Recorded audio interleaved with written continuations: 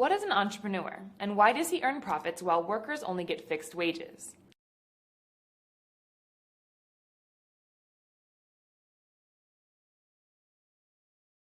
Hi guys, Praxeologia here. In our last lesson, we talked about the concept of catalactic competition. We found that true freedom can only exist in a market society where catalactic competition has replaced the violence of biological competition. We also found that inequality is the driving force behind competition, and therefore equality does not necessarily translate into more prosperity.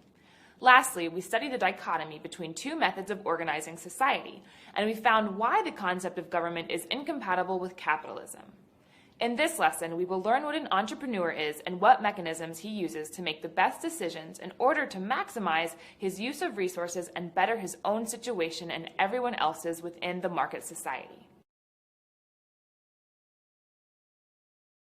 In our early lessons on the fundamentals of action, we learned that all actions, regardless of their specifics, are the conscious aiming of individuals seeking to satisfy some desire. When an acting individual gains from an action and when he achieves his end, it is called profit. When he fails to achieve his end, it is called a loss.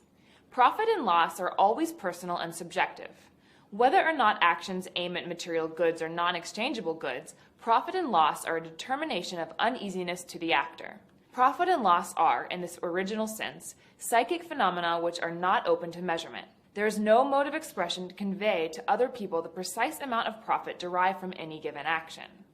All that we can say is that profit in action is the difference between the value of the satisfaction attained and the lower value of the satisfaction forgone. We can then say that logically all human actions aim at profit. All individuals want to attain what they don't have before they act. Even when people say that someone is harming themselves, that person aims to profit. For example, let's consider someone who uses drugs. Are they still aiming to profit?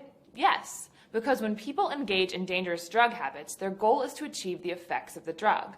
None of this depends on the drug user's physical constitution or anything else that we can measure using the methods of the natural sciences. It is up to the drug user once his action is completed to determine whether he has achieved his satisfaction. Here's another example. When a man gives a street beggar a dime, he's not worse off by having less money in his pocket, but rather he values giving the dime to the beggar more than keeping it for himself.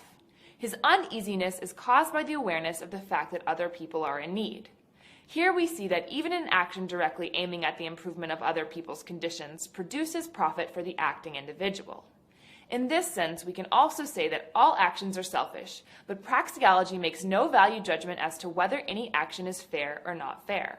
Praxeology merely aims at understanding the consequences of certain modes of acting. Logically, the man in our example must be better off from giving the street beggar a dime, otherwise he would not have done so. Profit and loss are the guiding mechanisms in our lives.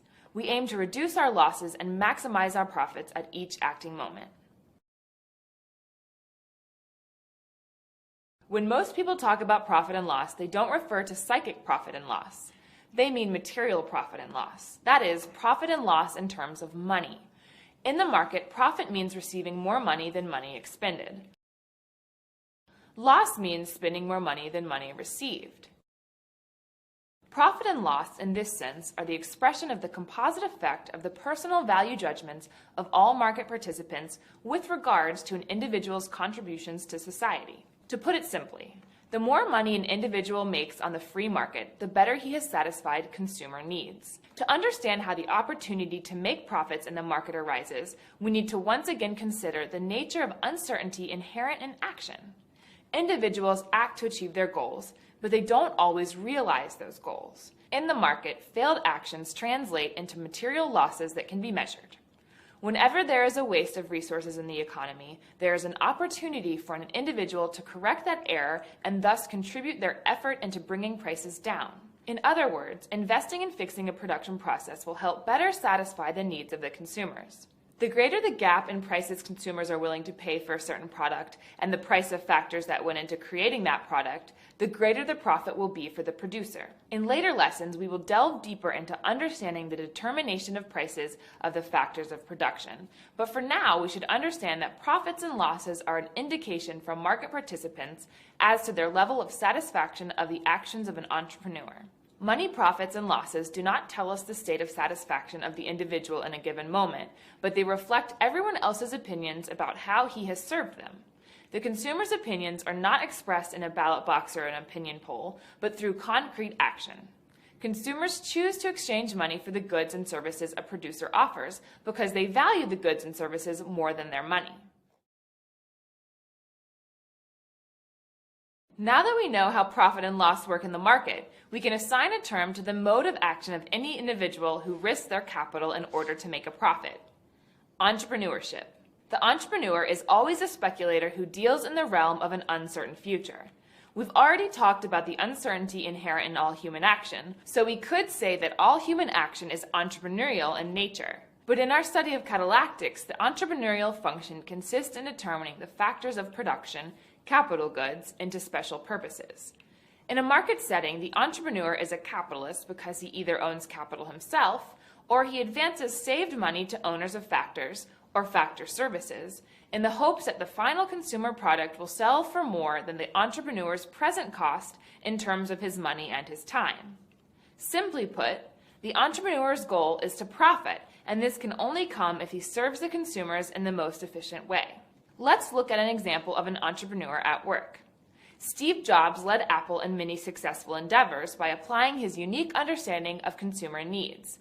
He acted as a capitalist because he had control of Apple's capital, given to him by the board of the directors and the stockholders. Steve Jobs acted as an entrepreneur every time he advanced money to new employees through wages or contracted out production to other companies. One of the discrepancies Apple noticed was in the price consumers in America were willing to pay for an iPad, and the wages Chinese workers were willing to accept to make the iPad. Steve Jobs advanced money to Chinese workers to create a new product.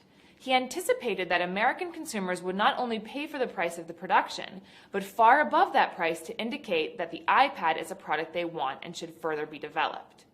The success of the iPad through profits indicated to other companies that tablet computers were a good venture. Thus, other companies shifted their employment of capital goods in an attempt to raise their own profits and at the same time better serve consumers. The outcome of this catalactic competition is always the fall in prices and therefore a fall in profits for companies like Apple, who are early in seeing discrepancies in the market. But this fall in profits further fuels entrepreneurs to look for new discrepancies between prices and consumer needs. The success of an entrepreneur is always the result of his ability to see what others don't.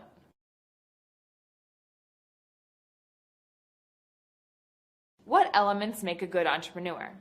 We can speak about the entrepreneur's function in the market, but there is no way to teach the art of successful entrepreneurship. The knowledge of investing in production processes that are undercapitalized and recognizing when resources are being wasted and could be put to better use is not some sort of math equation. Profits come as the result of human action. Neither does probability nor statistics play a role in the success of an entrepreneur. If someone tells an entrepreneur that 60% of restaurants fail in their first year, that doesn't stop him from starting his restaurant. He's not trying to emulate existing businesses, but start a new and better venture.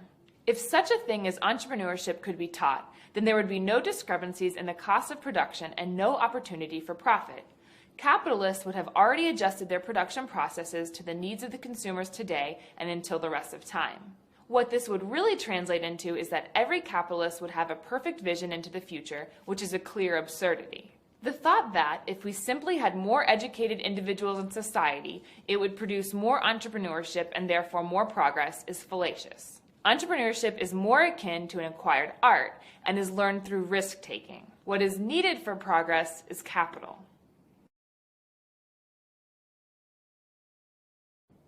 Profits are the wages of the entrepreneur, which he gets in exchange for his labor.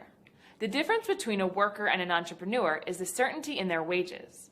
While workers are contracted to a wage, the entrepreneur is subjected to the uncertainty of the market. Workers accept lower wages for certainty. The entrepreneur gives away certainty in exchange for higher but uncertain wages, the profits. Profits provide a key social function in a capitalist society because they serve as an index of the maladjustments within the society that are being met and fixed.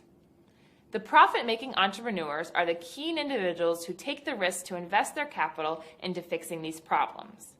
When entrepreneurs make large profits, they raise awareness to everyone in society about the present waste of resources and set the forces in motion for the eventual elimination of them. Likewise, entrepreneurial losses in a capitalist society clearly show that an individual has contributed to the waste of resources. It is curious in our day and age, entrepreneurial profit gets such a high level of rhetorical attack. Our value-free praxeological analysis helps elucidate the fact that profits cannot be brought up seriously unless its counterpart, loss, is talked about as well. Capitalism is not a profit system, but a profit and loss system. Once we understand that those two concepts cannot be separated, we can become keenly aware of the true risks capitalist entrepreneurs engage in. The market tends to reward resource-maximizing conduct and punishes resource-wasting conduct proportionately.